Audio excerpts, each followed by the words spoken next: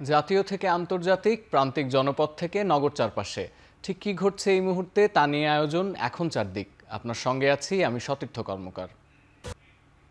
মানবতা বিরোধী অপরাধে শেখ হাসিনা সহ ৩ জনের বিরুদ্ধে দ্বিতীয় দিনের মতো সাক্ষ্য দিচ্ছেন গণঅভ্যুত্থানের অন্যতম সংগঠক ও এনসিপির আহ্বায়ক নাহিদ ইসলাম।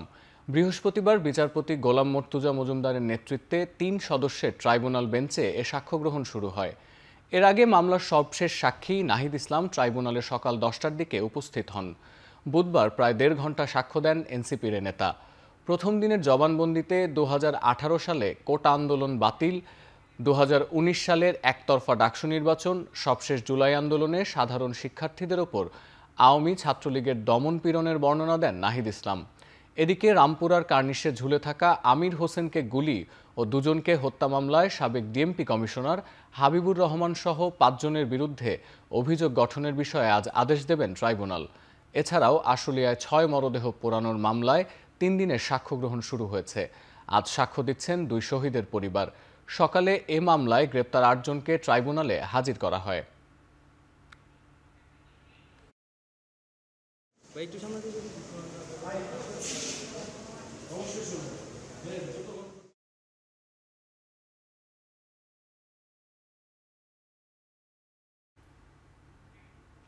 মানবতা বিরোধী অপরাধের মামলায় শেখ হাসিনা সহ ৩ জনের বিরুদ্ধে নাহিদ ইসলামের দ্বিতীয় দিনের সাক্ষ্য গ্রহণ শেষ। বিস্তারিত জানাতে আন্তর্জাতিক অপরাধ ট্রাইব্যুনালে আছেন সহকর্মী রাব্বি হোসেন।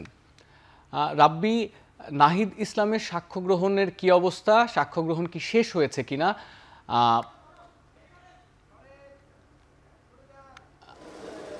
নাহিদ ইসলাম তার সাক্ষ্য গ্রহণে কি বলেছেন? মানবতা বিরোধী অপরাধের অভিযোগে মানবতা বিরোধী অপরাধের মামলায় সাবেক ক্ষমতাচ্যুত প্রধানমন্ত্রী শেখ হাসিনা সহ ৩ জনের বিরুদ্ধে আজকে সাক্ষ্য দিয়েছেন জুলাই আন্দোলনের অন্যতম সংগঠক নাহিদ ইসলাম এবং এনসিপির আহ্বায়ক তিনি। মূলত তার সাক্ষ্য গ্রহণে উঠে এসেছে এই যে জুলাই গণহত্যায় নির্বিচারে গুলি চালানো, ছাত্র জনতাকে হত্যা, সকল নির্দেশদাতা হিসেবে তিনি শেখ হাসিনা, সাবেক স্বরাষ্ট্রমন্ত্রী আসাদুজ্জামান খান কামাল সহ সকল বাহিনীর প্রধানদের তিনি দায়ী করে মূলত আজকে তার এই সাক্ষ্য দিয়েছে এবং তার সাক্ষ্য গ্রহণের মধ্য দিয়ে মানবতা বিরোধী অপরাধের এই মামলার সাক্ষ্য গ্রহণের অধ্যায় শেষ হলো।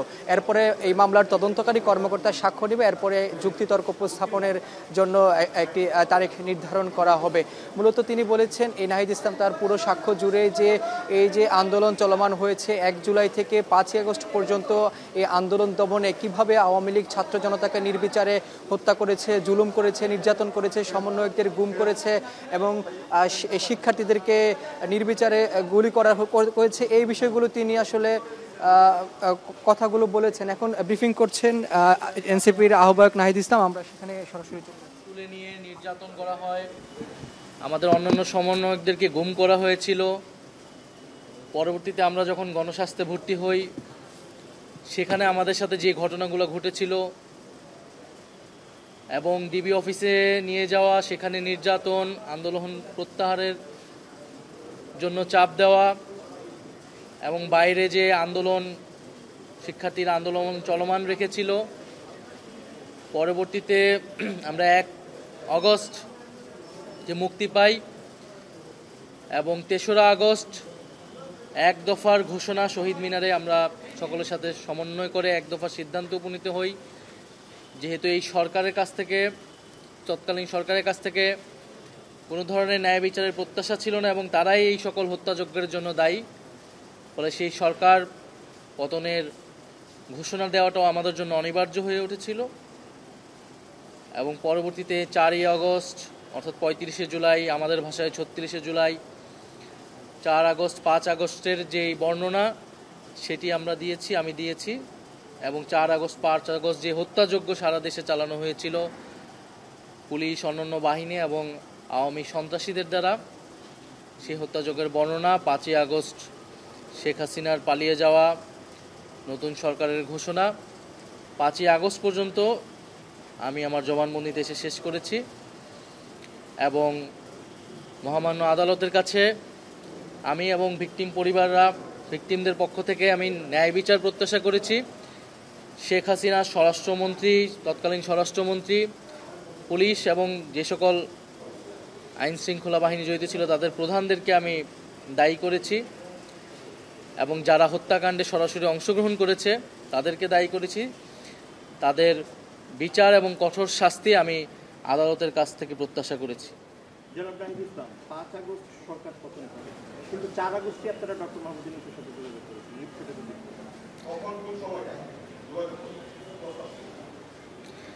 আমরা যেহেতু 3রা আগস্ট এই সরকার পতনের সিদ্ধান্ত নিয়েছি এক দফা, ফলে এই সরকারকে আমরা আর মেনে নিচ্ছি না। আমাদের একটি নতুন সরকারের জন্য তখন থেকেই পরিকল্পনা হচ্ছিল। সেই প্রেক্ষাপটেই আমরা ডক্টর মোহাম্মদ ইউনূসকে প্রাথমিকভাবে আমরা ভেবে নিয়েছিলাম অন্য আরও অনেকের সাথে পরামর্শ করে, এবং এই কারণে তার সাথে আমরা যোগাযোগ করেছিলাম যে দেশের এই পরিস্থিতি, দেশের এই ক্রান্তিকলে আপনার সহযোগী ডক্টর মোহাম্মদ ইউনূসের সহযোগিতা প্রয়োজন। যদি আন্দোলন সফল হয়, যদি এই সরকারকে আমরা উৎখাত করতে পারি, তাহলে নতুন সরকারের প্রধান হিসেবে হয়তো আপনাকে দায়িত্ব নিতে হতে পারে। আমরা সেই প্রস্তাব আপনাকে দিয়ে রাখছি। একটা জায়গায় একটা কি বলতে পারেন সবাই বললে এটা এক্স্যাক্টলি বলতে পারি। আপনাকে কি বলার জন্য চাপ দেওয়া হয়েছে? ঢাকা রিপোর্টার্স ইউনিটে আমাকে ডিজিএফআই সংবাদ সম্মেলনটা আয়োজন করে আমাকে হাসপাতাল থেকে নিয়ে যায় এবং তারা বলেছিল যে আন্দোলনে বিএনপি জামাত ঢুকে নাশকতা করছে। আমরা আন্দোলন সমাপ্ত ঘোষণা করছি, যেহেতু সেদিন সরকার কোটার প্রজ্ঞাপন দিয়েছিল। কিন্তু আমরা বলেছিলাম যে এই প্রজ্ঞাপন দিলেও এই কোটা সংস্কার, এত রক্তের উপর দাঁড়িয়ে কোটা সংস্কার আমরা মানছি না, এবং আমাদের ভাইদের বোনদের হত্যার দাবিতে এই আন্দোলন চলমান থাকবে। বিরোধী রাজনৈতিক নেতাকর্মী সহ আন্দোলনকারীদের যাদের গ্রেফতার করা হচ্ছে, আমরা তাদের মুক্তির দাবি জানিয়েছিলাম। ওটাই তো বললাম।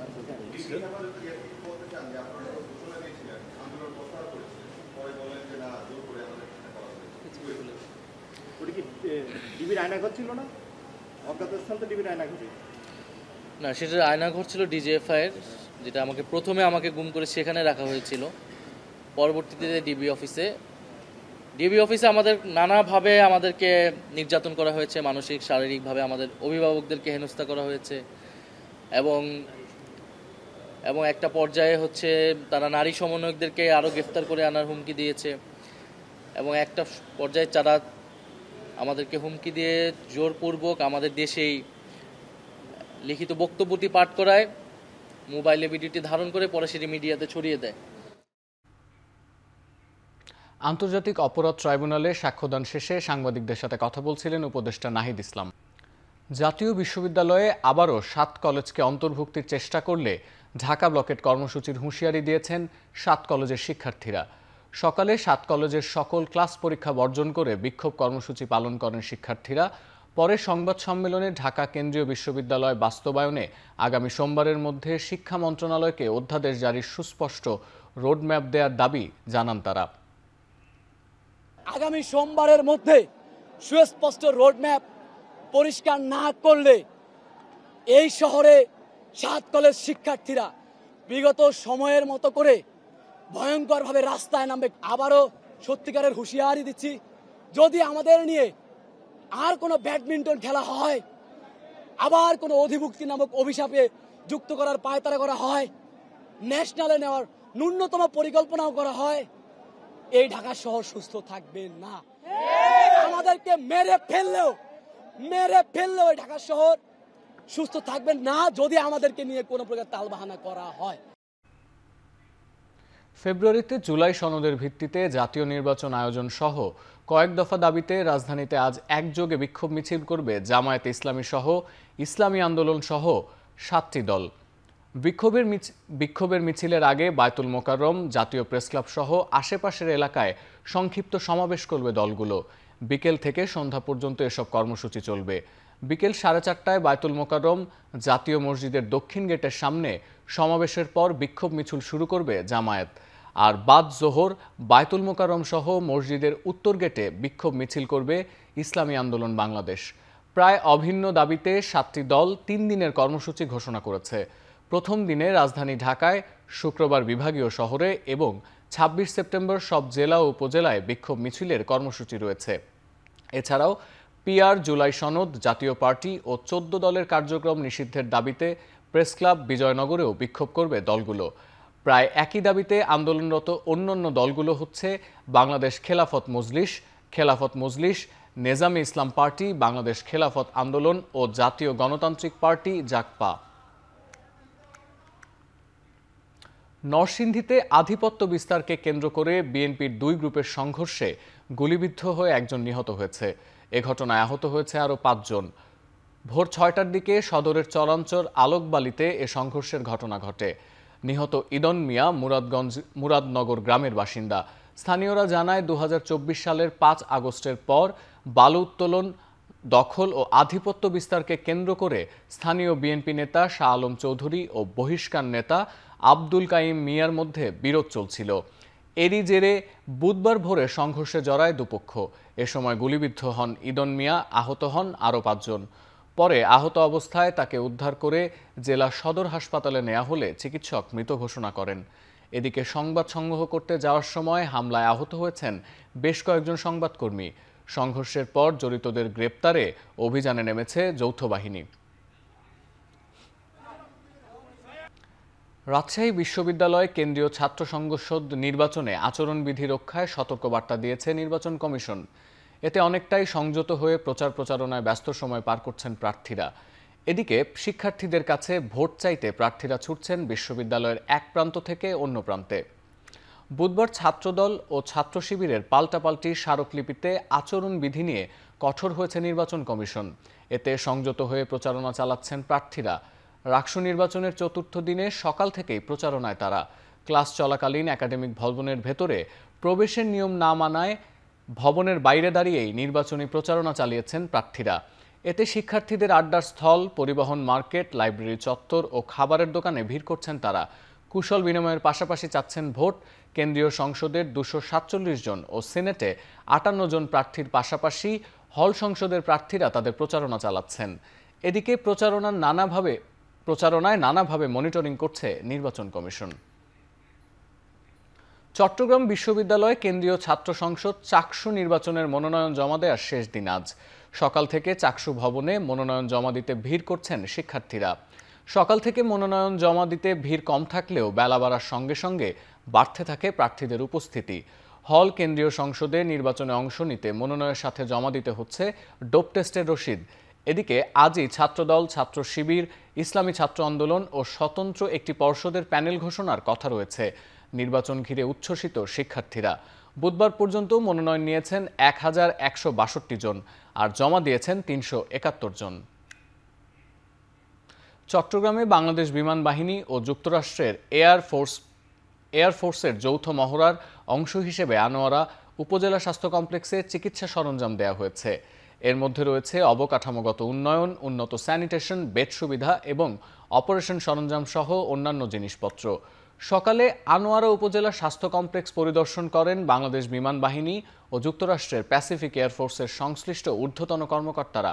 যৌথ মহড়ার অংশ হিসেবে স্বাস্থ্য কমপ্লেক্সে অত্যাধুনিক ইলেকট্রোমেডিক্যাল সরঞ্জামাদি হস্তান্তর করেন আমেরিকান এয়ারফোর্সের সদস্যরা।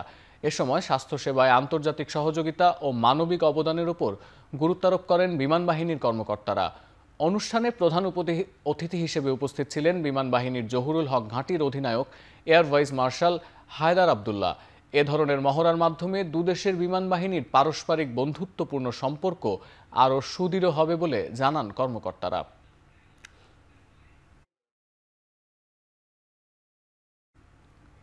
যুক্তরাষ্ট্রের পেনসিলভেনিয়ায় বন্দুক হামলায় ৩ পুলিশ কর্মকর্তা নিহত হয়েছেন।